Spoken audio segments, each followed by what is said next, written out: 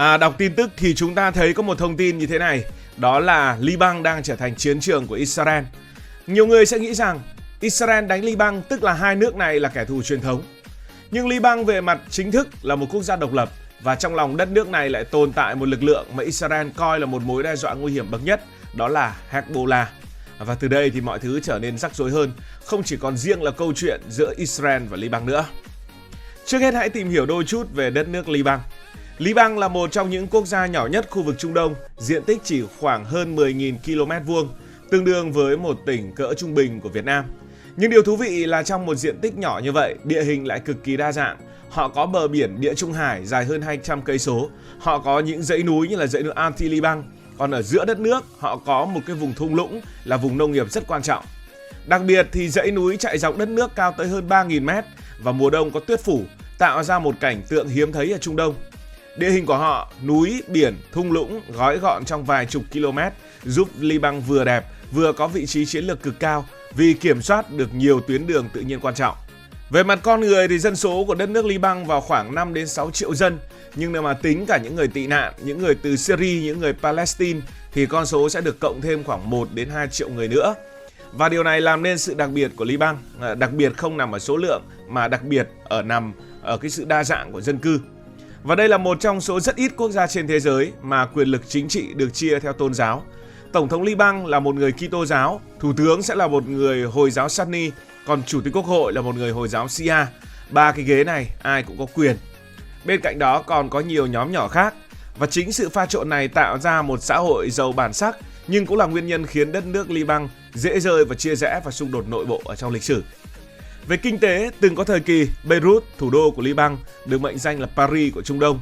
Còn Liban thì được gọi là Thụy Sĩ của Trung Đông, nhờ vào hệ thống ngân hàng phát triển, dịch vụ tài chính mạnh và đời sống khá sung túc. Tuy nhiên, khoảng trên 5 năm trở lại đây thì nền kinh tế nước này rơi vào một trong những cuộc khủng hoảng nghiêm trọng nhất thế giới. Đồng tiền của họ mất giá tới hơn 90%, ngân hàng đóng băng tiền gửi và tỷ lệ nghèo thì tăng vọt. Nguyên nhân đến từ cái sự nợ công khổng lồ của Liban, đến từ tham nhũng, đến từ hệ thống tài chính thiếu bền vững. Dù vậy, Liban vẫn có những điểm sáng như là du lịch, ẩm thực và cộng đồng kiều bào rất giàu có ở trên toàn cầu. Đây chính là nguồn tiền gửi về nước và vẫn là những chiếc phao cứu sinh cho những người Liban sống trong nước. Như vậy chúng ta thấy rằng điều giúp Liban khác biệt nằm ở sự pha trộn văn hóa hiếm có. Đây là nơi mà bạn có thể thấy nhà thờ bình thường và nhà thờ Hồi giáo đứng cạnh nhau, tức là nhà thờ Công giáo và nhà thờ Hồi giáo đứng cạnh nhau. Nơi người dân có thể nói cả tiếng Ả Rập, tiếng Pháp, tiếng Anh và là nơi ẩm thực được đánh giá vào thuộc hàng ngon nhất ở khu vực Trung Đông. Ngoài ra, Liban còn nổi tiếng về đời sống ban đêm sôi động, phong cách sống cởi mở hơn nhiều các nước Ả Rập khác và một tầng lớp trí thức, nghệ sĩ có ảnh hưởng lớn trong khu vực. Như vậy, Liban có thể coi là một phiên bản thu nhỏ của cả khu vực Trung Đông, nơi hội tụ đủ mọi thứ, đẹp, giàu bản sắc nhưng cũng đầy biến động. Và biến động ở đây chính là biến động giữa Liban và Israel. Thì Liban và Israel có một điều thú vị, đó là hai nước này thì có đường biên giới chung. Đường biên giới chung này cũng không phải là dài quá, chỉ dài hơn 120 km, nhưng lại được coi là một trong những đường biên giới căng thẳng bậc nhất trên thế giới. Đường biên giới này chạy từ bờ Địa Trung Hải ở phía tây, gần thành phố Naqoura của Liban, rồi kéo dài qua những vùng đồi núi gồ ghề, những thung lũng và kết thúc ở khu vực cao nguyên phía đông. Địa hình biên giới Liban-Israel thì có vùng làng mạc xen kẽ lẫn nhau và điều này tạo ra một khu vực rất là khó kiểm soát, bởi vì chỉ cần qua vài quả đồi là đã có thể che chắn, ẩn náu hoặc là đặt những cái bệ phóng tên lửa. Điểm thú vị là đường biên giới này không hoàn toàn là biên giới chính thức theo nghĩa pháp lý truyền thống, mà phần lớn dựa trên một đường được gọi là Blue Line, tạm dịch là đường xanh. Đường xanh này thì do Liên Hợp Quốc vẽ ra vào năm 2000 để xác nhận việc Israel rút quân ra khỏi miền nam của Liban. Nói một cách dễ hiểu thì đây giống như một đường phân định tạm thời để hai bên không vượt qua, nhưng bản thân nó vẫn có một số tranh chấp tại một số đoạn.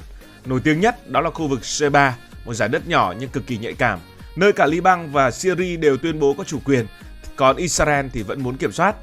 Những tranh chấp kiểu như này giống như mồi lửa và chỉ cần một va chạm nhỏ là có thể bùng lên trở thành những xung đột lớn. Ở phía Liban thì khu vực sát biên giới chủ yếu thuộc miền Nam, thì cái khu vực này là Hezbollah có ảnh hưởng rất mạnh. Những ngôi làng ở đây nhìn qua rất yên bình, có ruộng vườn, có nhà cửa bình thường, nhưng lại nằm trong một khu vực có mức độ quân sự hóa rất cao. Có những nơi mà chỉ cần đi vài cây số sẽ thấy sự hiện diện của lực lượng gìn giữ hòa bình quốc tế, đặc biệt là lực lượng của Liên Hợp Quốc, chuyên tuần tra để giảm căng thẳng. Nhưng thực tế họ chỉ đóng những vai trò là người giữ nhiệt chứ không phải là trọng tài ở đây. Còn bên kia biên giới, Israel đã xây dựng cả một hệ thống phòng thủ dày đặc, nào là hàng rào điện tử, nào là tháp quan sát, nào là cảm biến và cả các căn cứ quân sự được bố trí sát đường biên. Một số đoạn còn có tường bê tông cao, dây thép gai và hệ thống giám sát cực kỳ hiện đại. Điều này cho thấy một thứ, đó là Israel coi khu vực này là tuyến đầu nguy hiểm, bởi từ đây thì họ có thể sẽ phải hứng chịu những rủi ro. Chính vì địa hình phức tạp, dân cư xen kẽ và yếu tố chính trị chồng chéo, khu vực biên giới này trở thành nơi mà chiến tranh không diễn ra theo kiểu là hai đội quân đứng đối diện nhau, mà giống như một cuộc chơi mèo vờn chuột, có lúc thì yên bình nhưng cũng có lúc đầy bất ổn. Nhưng biên giới cũng chưa phải là nguyên nhân khiến Israel đánh Liban. Nguyên nhân Israel đánh Liban nằm ở một lực lượng, và lực lượng này được gọi là Hezbollah. Nếu mà hay xem thời sự thì bạn sẽ nghe đến cái tên Hezbollah. Hezbollah vừa là một đảng phái chính trị có ghế trong Quốc hội Liban, nhưng Hezbollah đồng thời cũng có quân đội riêng và kiểm soát một vùng lãnh thổ phía nam đất nước Liban, tức là cái vùng giáp với Israel. Và Hezbollah giống như một nhà nước trong nhà nước. Vậy thì Hezbollah nghĩa là gì? Hezbollah là từ ở trong tiếng Ả Rập gọi là Hezbollah, có nghĩa là đảng của Thượng Đế, hoặc hiểu rộng hơn đó là lực lượng của Thượng Đế. Cái tên này không chỉ mang tính biểu tượng mà còn phản ánh tư tưởng cốt lõi của tổ chức này. Họ tin rằng mình chiến đấu nhân danh ý chí của Thượng Đế, nên các hoạt động quân sự không đơn thuần là chính trị hay là quân sự mà còn mang màu sắc tôn giáo nhất định. Nói một cách dễ hiểu, đây không phải là một cái tên được lựa chọn ngẫu nhiên mà giống như một tuyên ngôn, một niềm tin thể hiện rằng họ đang làm những điều chính nghĩa tuyệt đối dưới góc nhìn của Thượng Đế. Sức mạnh của Hezbollah thì cũng rất là đáng gờm. Ước tính họ có hàng chục nghìn tay súng được huấn luyện bài bản và đặc biệt là kho vũ khí khổng lồ với hàng trăm nghìn quả rocket và tên lửa các loại.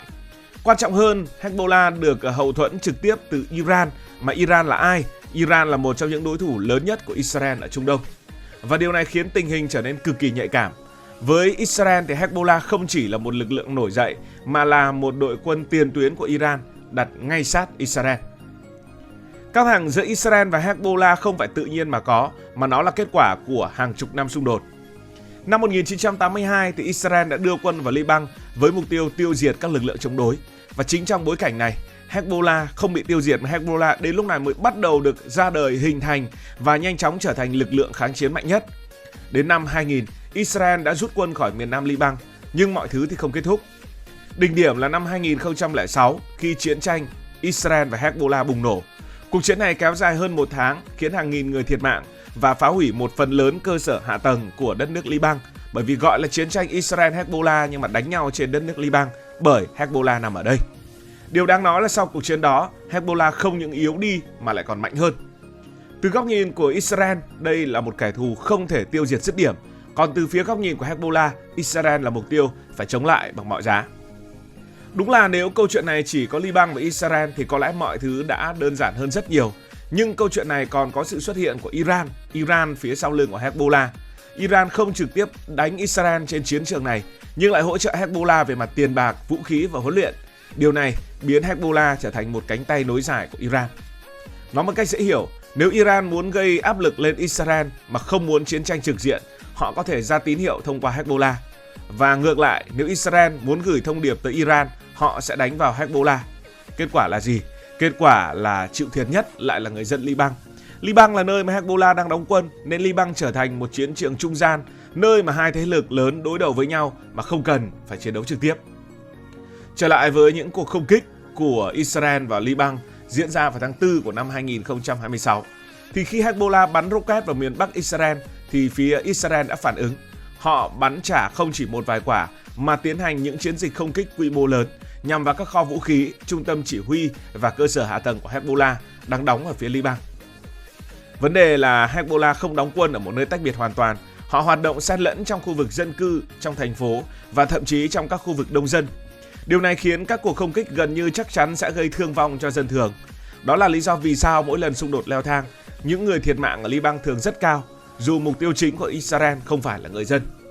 Điều đau lòng nhất là trong câu chuyện này, Liban gần như không hoàn toàn kiểm soát được tình hình. Chính phủ Liban thì yếu, bị chia rẽ bởi nhiều đảng phái tôn giáo khác nhau, trong khi Hezbollah lại quá mạnh, có vũ trang riêng và được hậu thuẫn từ bên ngoài. Điều này khiến nhà nước Liban không thể giải giáp hay là kiểm soát hoàn toàn lực lượng này, và người dân Liban là những người bị thiệt nhiều nhất. Kết quả là đất nước này bị kéo vào một cuộc xung đột mà họ hoàn toàn không được lựa chọn. Khi Hezbollah tấn công Israel, Liban sẽ bị đáp trả. Khi Israel phản công, người Liban phải chịu thiệt hại. Nói dễ hiểu, người dân Liban lúc này đang ở tình cảnh giống như đang đứng trước hai võ sĩ đang đấu nhau và họ không có lựa chọn khác. Cảm ơn vì đã quan tâm theo dõi câu chuyện này. Nếu thấy thú vị hãy nhấn nút like và đăng ký kênh và hẹn gặp lại trong các video tới. Cảm ơn các bạn đã dành sự đồng hành cùng Hải Thanh Story đi qua những vùng đất, khám phá những điều mới.